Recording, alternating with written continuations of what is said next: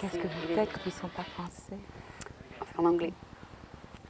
Bon après-midi. Aujourd'hui, nous avons le plaisir d'accueillir Lise Deschamps. Et son nom de femme mariée, c'est Oswald. Est-ce que vous utilisez les deux? Oui, j'utilise toujours les deux. Ah d'accord. Et donc, vous utilisez donc Deschamps comme votre middle name? Oui, ou quelquefois je donne des concerts et j'utilise Deschamps, mais en général, j'utilise les deux. Ah d'accord. Même dans vos concerts, on vous mentionnez le nom De Deschamps, Oswald, oui. D'accord. D'accord. Donc, c'est Lise Deschamps, Oswald. Ça comment... Oh, il m'a interrompu. Alors, can I start from the beginning? Is that it? Ok. Bon après-midi.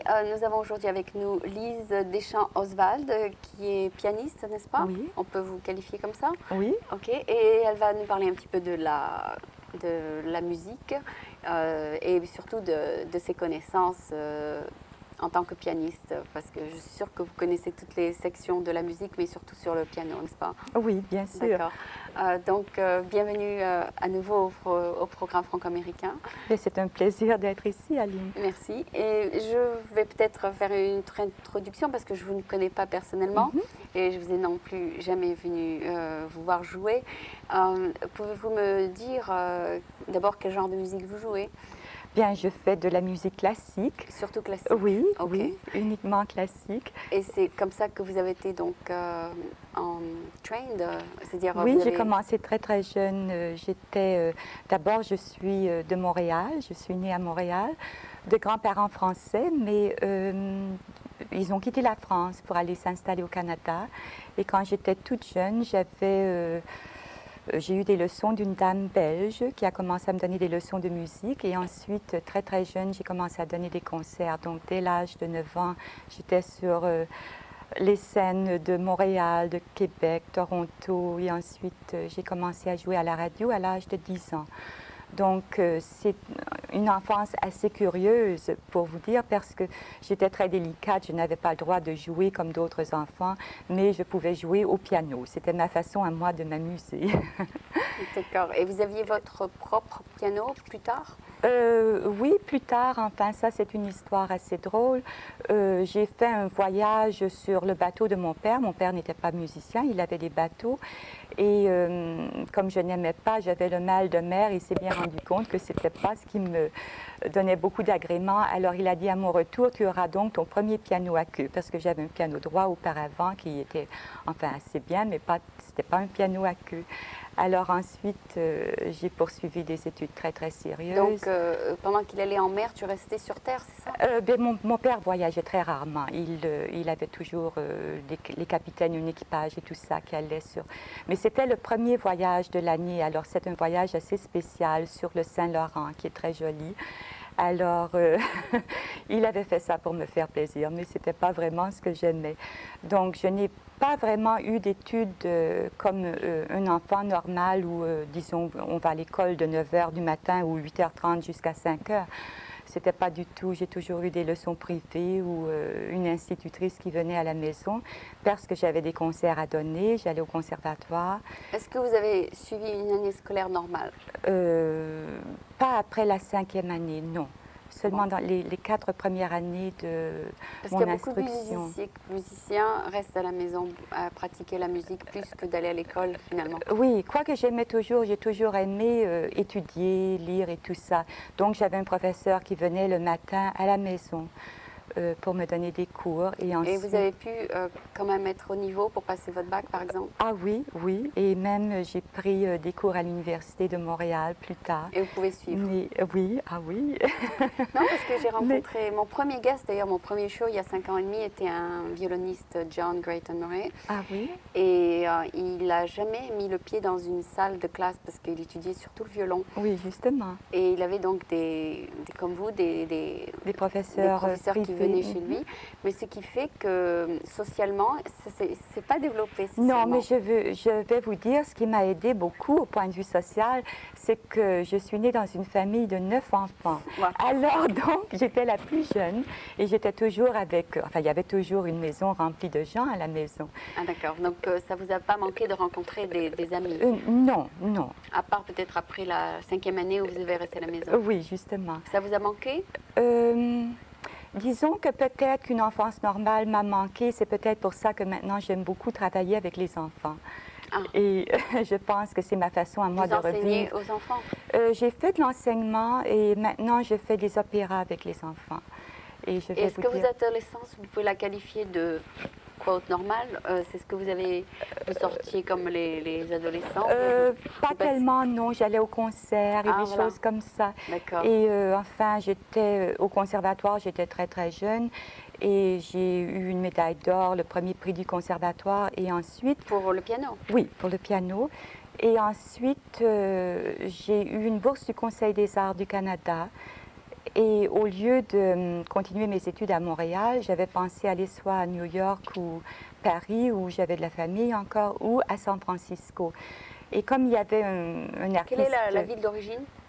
La ville d'origine? Où avez-vous... À Montréal. À Je suis née à Montréal, Okay. Donc oui. vous avez été élevée à Montréal? Élevée à Montréal. Et jusqu'à 19 ans, après que j'ai remporté le premier prix du conservatoire, c'est là que j'avais fait application pour une bourse du Conseil des arts.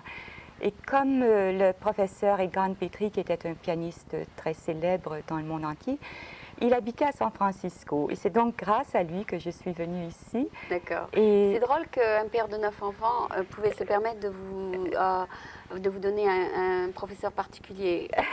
C'est-à-dire, il avait tellement Oui, d'enfants. mais j'ai eu beaucoup de chance de ce côté-là parce que bon? mes parents encourageaient évidemment la musique. Comme ils croyaient toujours que je ne pourrais pas faire autre chose, que je n'avais pas la santé. Mais ils ne savaient pas, évidemment, comme c'est très difficile d'être musicienne. D'accord. Mais... Donc même les autres, vos frères et sœurs, par exemple, aussi avaient un goût pour la musique, c'est ça? Ils ont tous aimé la musique, mais n'ont jamais développé leur talent. Ah d'accord. Vous êtes donc la dernière qui a pu le faire, c'est oui, ça? Il fallait que je sois quand même différente avec une famille aussi nombreuse. Donc la musique, c'était mon domaine à moi. Est-ce que vous étiez le bébé de la famille? On oui. vous chouchoutait tout le temps? Ah oui, j'étais le bébé gâté, évidemment. Ah d'accord, d'accord. Puis vos parents avaient plus de temps pour vous, parce que vous étiez la dernière. Oui, et disons que mes frères et sœurs étaient à un âge où ils étaient comme un second père et mère, disons. Pour vous? Oui, justement. Donc j'avais beaucoup d'attention, j'ai jamais manqué de ça. Et ensuite, je suis venue à San Francisco. Et c'est ici d'ailleurs que j'ai rencontré mon mari. Et je dois vous raconter une histoire qui est assez drôle parce que quand j'étais toute petite, on me demandait toujours ce que je voulais faire en musique. Et j'avais toujours beaucoup d'ambition. Je voulais être pianiste de concert. Et ça, je l'ai réalisé, mais il y a une chose que je n'ai pas réalisée. J'avais dit que je voulais être docteur en musique. Qu'est-ce que ça veut dire? Ça veut dire que vous avez un PhD. Oui, justement, en musique. Mais pour moi, j'étais très, très, très jeune. J'avais 8 ans quand je disais je veux être docteur en musique. C'était pour moi enfin, ce qu'il y avait de plus élevé. Enfin, oui, en tant qu'étude. Oui. Et vous l'avez fait? Non, je ne l'ai pas fait. Je n'ai pas eu mon docteur, mais j'ai quand même vous eu... n'avez pas eu votre doctorat, vous voulez dire? Non, je ne l'ai pas eu, mais j'ai quand même eu le docteur parce que j'en ai marié un. Ah, d'accord. D'accord. Mais vous aurez pu avoir un PhD en musique? Oui, j'aurais pu le faire, mais j'avais déjà fait beaucoup d'études musicales et ensuite je me suis mariée et j'ai eu 2 enfants. Et j'ai fait de l'enseignement tout en continuant des concerts. Et vous enseignez le piano? J'ai enseigné aussi à l'Université de San Francisco et ensuite, enfin, j'ai donné des concerts en Europe, au Canada, aux États-Unis, mais depuis que j'ai eu des enfants, alors là, je me suis plutôt installée à San Francisco. Pour vous occuper des gosses? Oui, et puis ensuite, j'ai développé un programme que j'ai fondé qui s'appelait Opera Go Round, qui est un programme... c'est un programme éducatif qui introduit les enfants à la magie de l'opéra, si vous voulez. Alors, ce que je fais, j'ai fait une vingtaine d'adaptations d'opéra pour de jeunes étudiants, de l'âge de 10 ans à... C'était l'âge de vos enfants? J'ai commencé quand ils étaient jeunes, en effet, oui. Et ensuite... disons que je les amenais à l'opéra et eux connaissaient tout, ils ne s'ennuyaient, ils ne s'embêtaient pas, alors que leurs copains de l'école ne savaient pas du tout ce qui se passait sur la scène. Alors je me suis dit, il faudrait quand même que je fasse quelque chose pour combler cette lacune dans leur éducation. Alors j'ai D'accord. commencé comme ça. D'accord. Et c'est vrai que les mères de famille, en général, focus on a channel their activity d'après l'âge des enfants. par exemple. Oui, j'ai fait ça. Et ensuite, maintenant, ils ont grandi et Donc, ils maintenant, font vous allez vers les adultes, non? Vous êtes toujours maintenant, avec les enfants. ben non, je fais du travail avec les enfants et je donne aussi des concerts, comme j'ai plus de temps maintenant. Donc, j'ai plusieurs concerts au printemps Oui, prochain. quand mes enfants étaient jeunes, j'invitais souvent des enfants de l'école ici, Oui. dans le programme. Maintenant qu'elles ont grandi, c'est surtout C'est des adultes. oui, hein. justement. Et aussi des teenagers plus. Enfin, j'habite les amis de mes enfants. Oui, mais ça, c'est normal. Ok. Et c'est très normal. Mais j'aime encore travailler avec les enfants. J'ai fait un opéra avec, où il y avait une centaine d'enfants et nous avons fait, à cause du bicentenaire de Rossini cette année, nous avons fait un opéra de Rossini. Et les enfants, ils ont tout fait. On a fait les décors pour la mise en scène, on a fait les costumes et ils ont appris tous les chœurs, les airs de l'opéra. Et je fais une traduction spéciale pour eux. Alors je crée aussi des rôles supplémentaires pour eux parce qu'évidemment l'opéra n'a pas été fait pour 100 enfants de 12 à 14 ans et c'est ce que j'avais l'année dernière, cette année, au printemps dernier. Alors, c'était assez stimulant et très... Où est-ce qu'on peut voir, par exemple, votre groupe performed c'est-à-dire- Ah bien là, nous avions donné 2 représentations à une école à San Francisco. Ok. Mais j'ai travaillé pour l'Opéra Guild, donc j'ai fait des centaines de représentations dans toutes les écoles de la baie de San Francisco. Avec votre groupe. Oui, c'était mon travail d'amener des chanteurs d'opéra dans les écoles. Et donc ils Pour les introduire à l'opéra. Justement, pour les introduire à l'opéra. Et ensuite, eux Vous avez fait ça à l'International School once? Oh oui, plusieurs fois. J'ai fait ça au lycée, j'ai fait ça à l'école bilingue. Plusieurs fois. J'ai fait ça dans toute la région de San Francisco. Il paraît qu'une fois qu'on écoute une opéra où on aime, et on aime beaucoup, bien on Oui. n'aime pas. Bien, je vais vous dire, les enfants au début, ils sont très réticents. Ils vont dire, oh, un opéra, mais on ne veut pas faire ça. On aimerait faire quelque chose comme De plus de naturel. plus moderne, comme les Mills ou Cats. Et du moment qu'on commence les répétitions, alors là, ils se mettent dans la peau du personnage et puis ils ont un plaisir fou. Et alors, je vais vous dire que maintenant, les mêmes enfants qui étaient très réticents au début, maintenant demandent qu'est-ce qu'on fait l'an prochain? Est-ce qu'on fait une autre opéra? Et puis, même les parents vont téléphoner au professeur pour savoir qu'est-ce qu'on fait. Et puis, est-ce que mon fils ou ma fille peuvent avoir le rôle principal? Et ça devient quelque chose qu'ils ont vraiment beaucoup d'enthousiasme Et pour. vos enfants, ils ont suivi vos pas ou bien pas du tout?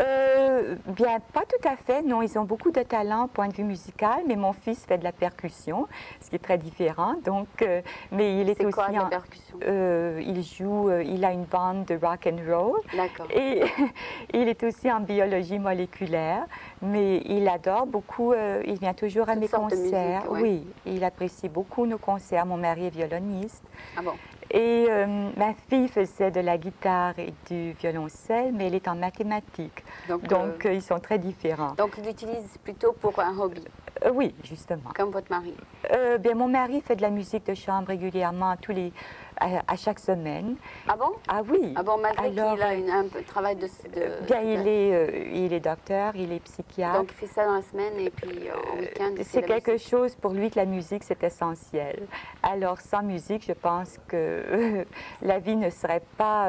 Aussi, il faut le faire. Oui, justement. D'accord, il y a des mots qu'on retrouve pas en français. En français, Aussi oui. complète, ouais. Oui. Donc, et aussi il écrit, c'est ça? Oui, alors on a fait plusieurs récitals causeries ensemble, mon Ça, mari c'est et moi. la biographie de Schumann. C'est là, Schumann? Oui, ça c'est Robert Schumann. Dis-nous quelques mots sur Sur Schumann, eh bien, Schumann, c'est un compositeur que j'ai toujours beaucoup aimé. Et ben, je ne vous ai pas dit, quand j'avais 10 ans, mon compositeur préféré, c'était Mozart. Ah bon? À 13 ans, c'était Chopin. Et à 16 ans, je crois que c'était Schumann. Donc, j'ai C'est passé... le piano? Oui. Le piano. Alors... Moi, c'est Mozart, ouais. Mozart encore, oui. Ouais, j'aime beaucoup. Mais j'aime beaucoup Mozart. Mais je dois dire que j'ai fait beaucoup de recherches avec mon mari sur Schumann. Et vous avez écrit un livre donc? Mon mari a écrit le livre. Ah d'accord. Et moi, je donnais des concerts avec mon mari. Lui parlait d'une certaine Il est né en quelle année? Il est né en 1810. Et il y avait déjà de la photographie en cette année? Oui. Oui, enfin, ce sont plutôt des tableaux. Ce sont des tableaux Ah bon, qui ont c'est été pas une photographie? faits. Si, c'est une photographie, ça. Ça a été fait plus tard. Ça date plus tard, mais en 1810, à sa naissance, il n'y avait pas de photos. Mais plus tard, en 1840 ou quelque chose. Oui, donc ça a été pris quand il était adulte. Oui, justement. Ok, et donc ça parle de quoi Bien, ça parle, enfin, c'est une psychobiographie. Je ne sais pas si vous êtes au courant. Qu'est-ce que ça veut dire? Une psychobiographie. C'est donc une biographie qui approfondit plus en détail le côté psychologique de l'homme et ses problèmes. C'est pas objectif, donc c'est peut-être subjectif d'après votre mari? Non, pas du tout, parce il a consulté tous les documents au point de vue médecine, parce que Schumann a souffert de maladies mentales. Et c'est là la connexion entre le travail de mon mari, qui est psychiatre, et les problèmes de Schumann. Donc, il a été hospitalisé. J'ai d'ailleurs donné un concert dans l'asile où il est mort. Il était scystophrénique, c'est ça? Non, il faudra que vous lisiez le livre de mon mari parce que Qu'est-ce qu'il y a comme maladie? Bien, il y a plusieurs façons de considérer la façon de diagnostic au point de vue de ses problèmes. On a dit qu'il faisait peut-être de la syphilis. Ah, d'accord. Mais non, parce qu'on a fait faire l'analyse de ses cheveux. Et il n'avait pas. Et non. Et ensuite, on a dit qu'il faisait de la schizophrénie. Et d'après les documents que mon mari a consultés... Peut-être qu'il avait tout simplement un cancer du cerveau? Non, pas du tout. Mais je crois que c'est plutôt ce qu'on appelle manic depressive. Donc, ce serait bipolaire. C'est assez difficile. Tout le monde est un peu comme ça. Comment ça s'appelle quelqu'un qui a plusieurs écritures? Qui a plusieurs écritures. Ah, ça, il faudrait demander à mon mari. Moi, je ne suis pas l'experte dans les... Non, parce qu'il y a beaucoup de gens qui reçoivent mon courrier et ils disent que j'écris jamais la même chose. De la même manière. Vous lisez une lettre avec d'une semaine. Mais vous n'avez pas plusieurs personnalités. C'est ça ce que je me demande. Je ne sais pas. Mais ce que je sais, c'est effectivement, j'écris plusieurs écritures. Ah bon? Mais je ne sais pas s'il y a un mot pour ça parce que je ne suis pas malade mentale. Non, parce que vous ne fonctionnerez pas comme vous le faites. Non. Voilà. Non, je suis ni malade mentale ni rien, mais c'est mon écriture qui change tout le temps. Ah bon, ça c'est très curieux. Et donc peut-être c'est mes différentes humeurs. Ah oui. Et je ne sais pas. Je ne sais pas pourquoi, mais tout dépend de ce que j'écris, mon écriture change. Mais je vais vous dire, en ce moment, mon mari fait la traduction des lettres pas des lettres, du journal intime de Robert et Clara, qu'ils écrivaient durant leurs premières années de mariage. Ils écrivaient tous les deux. Et leur écriture... A changé? Bien, leur écriture est très, très difficile. Et c'est l'ancienne écriture gothique, vous savez, l'allemand gothique, qui est très, très difficile. Et Clara, qui d'ailleurs était une enfant prodige, qui n'a pas eu beaucoup d'éducation formelle, alors elle écrit, et puis, au point de vue grammaire et stylistique, c'est très difficile de comprendre ce qu'elle écrit. Alors que Robert, qui était beaucoup plus intellectuel, c'est plus facile de traduire ce qu'il écrit que ce que Clara va écrire. Et là, c'est très intéressant. Parce que je remarque l'écriture de mon mari, c'est toujours la même. Ah bon? Depuis qu'il avait 18 ans jusqu'à maintenant, c'est la même, très très bien mastered. C'est-à-dire, c'est son écriture, on voit que c'est lui, c'est sa personnalité, c'est lui. Je peux regarder. C'est bien défini. C'est bien défini, sa personnalité. Par contre, si vous voyez une lettre de moi d'une semaine à l'autre, on dit que c'est pas la même personne qui a écrit ça. Non. C'est ça, c'est très curieux. Il faudrait faire une analyse toute spéciale de ça. D'accord. Ah, je vais vous dire, je vous ai apporté aussi un enregistrement d'une sonate de Schumann que j'aime beaucoup et qu'on n'entend jamais, qui n'est jamais jouée, pour plusieurs raisons. Elle est très longue, elle est très difficile, et je l'ai entendue une seule fois jusqu'à maintenant, et ça a été joué par Vladimir Horowitz, qui est un pianiste très célèbre, qui est mort l'année dernière. Et il a d'ailleurs donné un concert ici il y a plusieurs années. Et quand j'ai entendu cette œuvre, je me suis dit, il faut que je joue cette œuvre. Et vous l'avez fait? Oui, je l'ai fait. Et je vous ai apporté un enregistrement de ça. Et ce que vous avez sur vos enregistrements, c'est des œuvres de quelqu'un d'autre? Non, ce que je vous ai apporté, c'était deux mouvements de la sonate de Schumann qui s'appelait Concerto sans orchestre. Ok. Parce que c'est tellement symphonique au point de vue d'écriture, ce n'est pas du tout pianistique. D'accord. Et il a écrit dans une période très difficile où Est-ce qu'il se faisait accompagner ou bien il jouait tout seul? il aurait voulu être pianiste, mais il a eu beaucoup de problèmes. Et c'est Clara qui était vraiment la pianiste. Il l'admirait énormément. Et lui a abandonné sa carrière parce que... Donc lui, c'était le Le compositeur, justement. Mais il était pas écrivait le- toutes ses œuvres pour Clara. pour oui. elle. Ok. Enfin, Mais elle jouait elle que était... le piano. Elle jouait avec des accompagnants. Elle faisait beaucoup de concerts en tant que soliste, Soliste. et ensuite elle Et vous, jouait vous avec êtes soliste orchestre. aussi? Oui, Ok. et elle faisait de la musique de chambre et j'ai joué avec orchestre aussi. Est-ce que vous avez essayé de composer? Pas beaucoup. Quand j'étais petite, Vous n'êtes oui, pas et maintenant du côté je n'ai créatif, pas, ouais. je n'ai pas beaucoup de temps pour le faire. Non, j'aime bien ce que je fais quand je fais les adaptations d'opéra. Je dois quand même faire des ajustements au point de vue de la musique. Alors je dois. Est-ce qu'à force de jouer des œuvres de quelqu'un d'autre, vous avez tendance, si vous composez quelque chose, à copier? Pas nécessairement, non. Est-ce que vous pouvez, par exemple, faire comme Debussy, quelque chose de tout à fait original? Bien, vous pouvez faire quelque chose dans le style de Debussy si vous voulez, mais ce n'est pas nécessaire. Je vais vous dire au mois de... Parce que chacun a son style, n'est-ce pas? Ah oui, c'est Et très, donc, très différent. est-ce que vous avez pu donc développer votre propre style? Bien, oui, je l'espère. Moi, je ne suis pas vraiment compositeur, Vous mais j'ai jouez des amis, les œuvres des les autres. œuvres des autres. Et Ah, d'ailleurs, au printemps, je jouerai des œuvres d'un ami qui est un compositeur américain Ouais. de San Francisco. Mhm. Et son style est tout à fait spécial, c'est son style à lui. Alors, Vous connaissez celle qui joue à l'Alliance Hélène, ouais. Lost, oui, enfin, je la connais pas, Hélène je la Lust, connais ouais.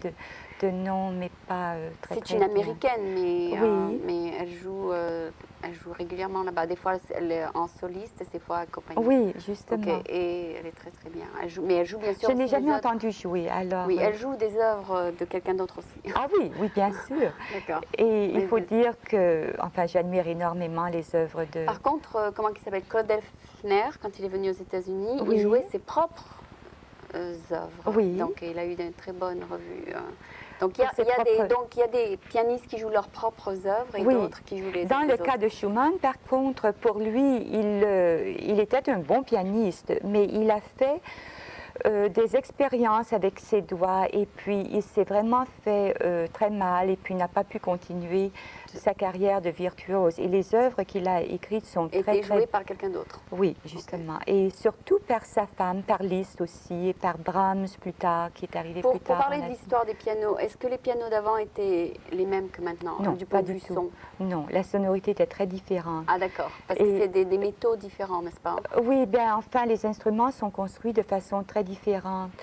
Et, Donc si on écoute quelque chose enregistré il y a 50 ans, ça sonne différent que... bien, 50 ans, c'est quand Non, même c'est quand assez... Non, là, c'est à peu près le même même. mécanisme. Ok. Mais disons, il y a 100 ans, 150 ans, c'était très différent. Ok, Et les pianos n'avaient pas la même puissance qu'ils ont aujourd'hui. bien sûr. Le Ok. toucher était très différent. Le mécanisme était très différent aussi. Peut-être un peu plus dur. Non, au contraire. Ah bon? Ah bon?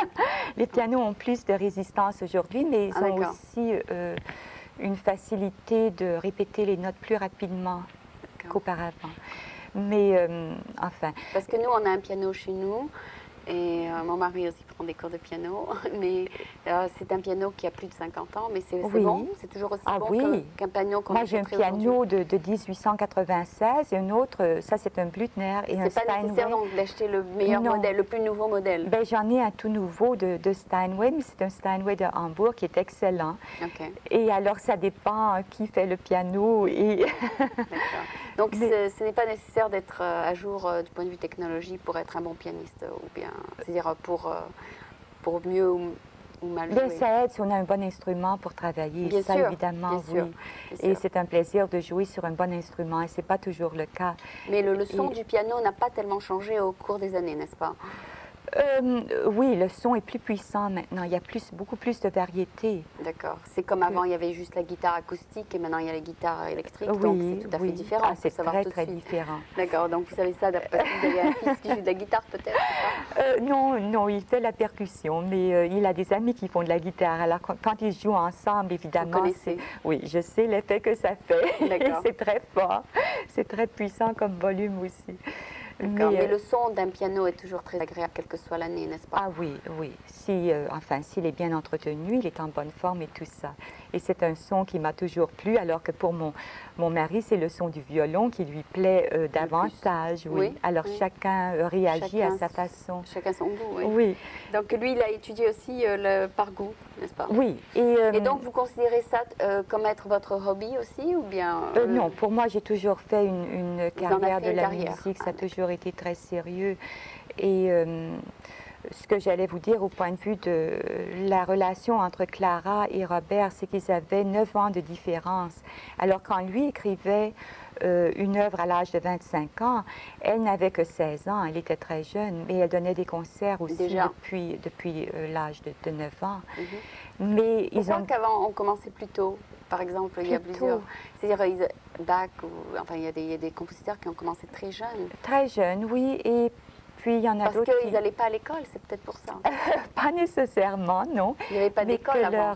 leurs talents ont été découverts très jeunes. D'accord. Et ça a été la même chose pour Ils ont fait Clara. le film avec Beethoven. Ah non, c'était quoi le film? Enfin, il avait fait un film sur un compositeur. Vous l'avez vu ce film? C'était Oh, ils ont- Beethoven, ouais. Oui, ils ont fait un nombre de films. D'ailleurs, sur Schumann aussi, il y en a qui sont très bons, il y en a qui ne sont pas. Ah bon? La majeure partie, je n'aime pas en général les films sur les musiciens parce que c'est trop... je C'est sais trop pas. commercialisé, non? Oui, et puis il y a trop de fiction, il n'y a pas vraiment assez de faits historiques et c'est Ok. fait d'une façon très Et romantique. il a vécu longtemps? Pas très longtemps, non. En somme, pour un compositeur, Il est mort jeune. il est mort, il avait 46 ans, donc Ok. c'est pas Quand très même plus vieux. jeune, plus vieux que... Que Chopin, oui, Oui. et Mendelssohn était Avant, de était toute très, façon, très avant, jeune. l'âge normal de mourir, c'était 46, Et 50. c'était hein. plus jeune, oui. Mais Si quelqu'un mourait à 46 ans, on ne regrettait pas, on disait c'est normal. qu'il avait bien vécu. Oui. Oui, une assez longue vie, alors que Maintenant, maintenant c'est c'est très 70 très au moins. jeune. Au moins 70. Ah oui, oui.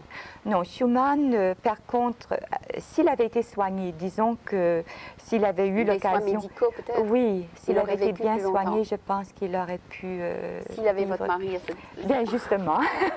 Mon mari fait beaucoup de recherches et de travaux avec des artistes qui ont des problèmes. Et donc, il a toute une équipe de médecins. Il y a beaucoup d'écrivains aussi qui ont eu des maladies mentaux comme Dumas. C'est à Dumas qui était Alfred fou. de Musset a eu des problèmes Oui, aussi. et oui. enfin, c'est-à-dire donc ils ont tous quelque chose. Quel est celui qui avait des imaginations, qui avait quelqu'un dans sa chambre? Je me rappelle plus son nom. C'est Ben, des hallucinations. Je crois que Alfred de Musset, oui, Oui. je crois que ça lui arrivait. Il y a eu plusieurs écrivains, Dumas aussi, je pense, et Chateaubriand, je ne suis pas certaine. Là, Mhm. je... donc, mais parce qu'avant justement ça se traitait pas. Alors les gens ils restaient malades et c'était une forme de, comme vous dites, syphilis mentale ou je sais pas.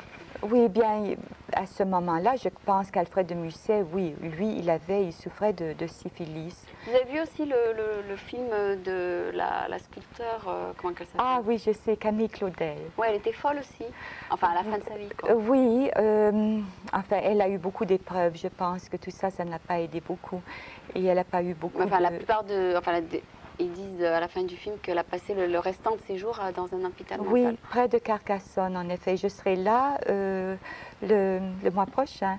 Ah, d'accord. Alors, oui, je dis le mois prochain, nous sommes déjà en C'est septembre. drôle, avant, quand il ne savait pas ce que la personne avait, il l'enfermait et puis c'est tout. Hein. Oui, parce qu'il n'avait pas assez de recherche sur comment traiter ces gens. Mais une fois Il n'y qu'une avait pas de personne est malade, médicaments elle aussi. reste malade, non? Pas nécessairement, parce qu'il y a maintenant des médicaments qu'on peut donner et qui aident à contrôler. Ça dépend évidemment de la maladie. Ok. Donc ils Mais- peuvent, maintenant, ils les font sortir de l'hôpital mental des fois, c'est ça? C'est préférable. Ils essaient en général de laisser les gens dans la communauté et puis pour qu'ils puissent s'assimiler et puis pas quand même être trop restreints. Et ça, c'est vraiment dommage avec Camille Claudel parce qu'elle avait beaucoup de talent et puis elle était enfermée pendant 25 ans. Ouais, Alors ça, c'était... Ah oui, c'est beaucoup. Et je crois que son frère, Claudel, venait la voir, mais pas le reste de sa famille. Non, non. Alors que j'allais vous dire, mon mari a aussi écrit une autre psychobiographie sur Nijinsky, qui était un danseur, et lui aussi a eu beaucoup de problèmes. Et on l'a traité avec toutes sortes de choses, des chocs aussi, des chocs électriques et tout, mais on n'avait pas vraiment les médicaments qu'on a aujourd'hui. Ça n'existe plus les chocs, il paraît. C'est très rare qu'on se sert de ça maintenant comme traitement. Ils ont montré dans CNN le juif qui a inventé une nouvelle technique pour traiter une nouvelle sorte de choc électrique, qui n'est pas aussi violente que ce qu'on utilisait dans les anciens. Mais il y a des pays où ils ne le font plus. Ah non, c'est très très rare, je pense, maintenant qu'on se sert de ça. Alors, avec Nijinsky, on a fait beaucoup de recherches, mais moi, je ne danse pas. Alors là, ça, c'est pas mon domaine, vraiment. Pourquoi pensez-vous que souvent la créativité est associée avec une maladie mentale?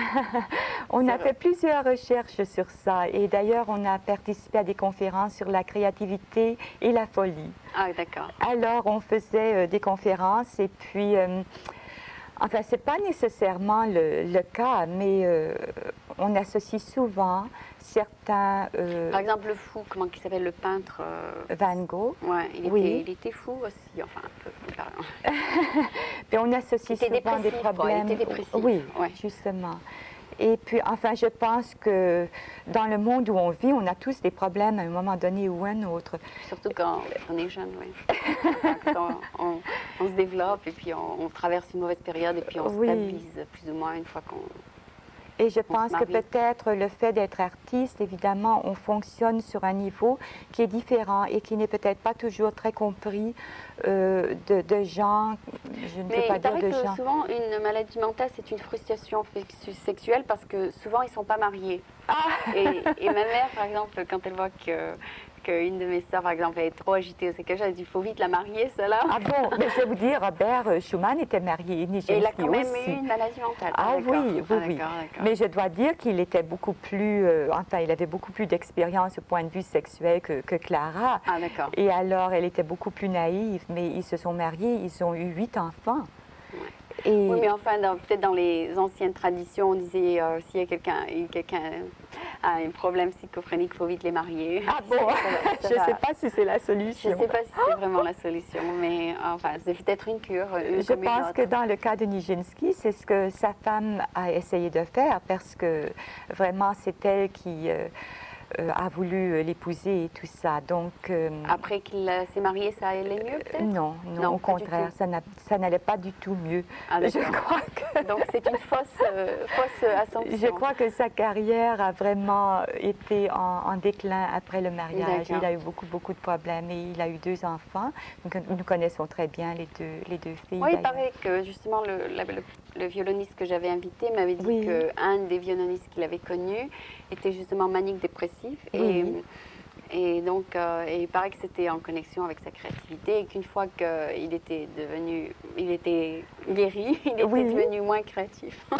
Mais ce n'est pas nécessairement le cas. Non, ça, il y a plusieurs artistes qui ont cette crainte que s'ils se font soigner, ils vont perdre leur créativité. Ah bon? Mais au contraire, je crois que s'ils sont malades, ça les empêche de produire leurs œuvres. Lucide, oui, alors qu'on constate, par exemple, les dernières œuvres de Schumann, quand il était malade, enfin, il a créé des œuvres superbes, mais à la fin de sa vie, tout de même, il n'écrivait plus comme il écrivait les magnifiques sonates, son carnaval, sa fantaisie, qui sont des œuvres, c'était juste une période de sa vie, incroyables, des chefs-d'œuvre. Il a écrit tout ça. On peut dire, Victor Hugo, il a eu 9 enfants, c'est ça, et il était très bon écrivain. Donc c'est pas. Et l'autre aussi, il y a souvent des écrivains qui étaient mariés, qui ont été très créatifs. Ah oui. Donc c'est pas l'un ne va pas nécessairement avec l'autre. Non, et c'est difficile, on ne peut pas vraiment généraliser parce que dans le cas de Schumann, au tout début de son mariage, il a été très très créatif, alors que Nijinsky, non, pour lui, ça n'a pas marché comme ça. Mais disons que pour Schumann, ça a été très très bien. C'est impossible de vraiment faire, comme vous dites, une généralisation. Non, ça c'est très très difficile. Ou bien de faire une connexion. Oui, enfin, chaque artiste est spécial. Et puis, il y a beaucoup d'hérédité aussi qui entre en jeu, et l'environnement et tout ça. Alors, mais l'histoire de Schumann est passionnante parce qu'il a dû lutter pour Clara parce que le père était opposé à leur mariage. Ah. Et donc, les œuvres qu'il a composées durant cette période de 1835 à 36 jusqu'en 1840, ça a été durant la période où il n'avait pas la permission de voir Clara. Et il avait enfin découvert qu'il était vraiment en amour, il voulait l'épouser et tout ça, mais elle était très jeune, elle avait 16 ans. Et c'est juste à 21 ans qu'ils ont pu s'épouser sans la permission du père, parce que le père, il a fait un procès en cours. Alors c'est très, très passionnant, mais je vous enverrai le livre pour que... Peut-être. Il est toujours en vente, je pense. Oui, mais C'est de 1900, quoi. il est maintenant en 85, il est maintenant en paperback. Ah, d'accord. Alors vous pouvez le trouver en paperback. Et on va faire une édition, justement, on va en France en septembre. Nous sommes déjà en septembre. Traduit en français. Il sera traduit en français, donc on doit rencontrer... Ça vaut l'investissement, vous pensez? C'est quelqu'un qui a bien voulu le traduire? Ah oui, oui, ils veulent le traduire pour que ça paraisse... Remarque, si vous vendez déjà à toutes les bibliothèques, ce serait bien. Oui, ce serait bien que ça paraisse en français ou dans d'autres langues aussi. C'est des livres qui ne sont pas tellement vendus commercialement. Ce sont des livres qui vendent dans les bibliothèques et qui vont surtout dans... Bien, ils sont vendus commercialement. Oui, je crois que c'est une presse universitaire, Northeastern Press. C'est peut-être vendu dans les universités. Surtout. Ah, mais oui. aussi, vous les trouvez dans tous les, enfin, dans toutes les boutiques, à New York aussi, dans tous les magasins de livres. Enfin, pour les gens qui s'intéressent à la musique, oui. Oui, je sais qu'ici, à San Francisco, on le trouve dans plusieurs des livres, oui, des bookstores. D'accord. Écoutez, si j'ai le temps, je mettrai donc un petit morceau joué par vous. Oui. Sinon, je ferai un programme complètement différent. Avec le concert que je prépare, peut-être voilà, on pourra fera 2 faire programmes ça. sur vous. Voilà. Ah, mais ce serait très gentil. Parce que je crois qu'on a déjà fait une on a déjà. là, je crois. J'ai l'impression, hein, je vous dis ma propre impression parce que c'est pas calculé. Ah bon? Mais je pense que oui, c'est très intéressant. Enfin, moi, je ne sais pas si j'aurai le temps de. Non, lire. je voulais vous apporter une copie, mais je n'ai pas d'autres exemplaires. Alors Ok. je vous en enverrai. Et donc, ça, c'est une des biographies que votre mari a écrites, oui, n'est-ce pas? ou si vous préférez celle de Nijinsky, je peux vous envoyer celle-là. Ok. Et puis, j'espère qu'on se reverra pour aller justement à Claude Duval un de ces Ah jours. oui, ce serait très sympathique de faire D'accord. ça. Ce serait un plaisir. Peut-être quand mes enfants reviennent, là, ils reviennent de France cette semaine. Ah bon? Demain. Et moi, je pars le 14. Et je vais à Ah. un festival sur Glen Gould en Hollande. Ah, d'accord. Alors, à votre retour. Oui, c'est ça. D'accord. Donc, c'était, nous avons eu Lise Deschamps-Oswald, qui est pianiste. Et puis, on l'écoutera ou un petit peu cette semaine ou la semaine prochaine, quand je ferai juste un programme sur sa musique, enfin, sur sa performance. Merci beaucoup d'être passé. C'était vraiment un plaisir. Un plaisir pour moi aussi. Merci.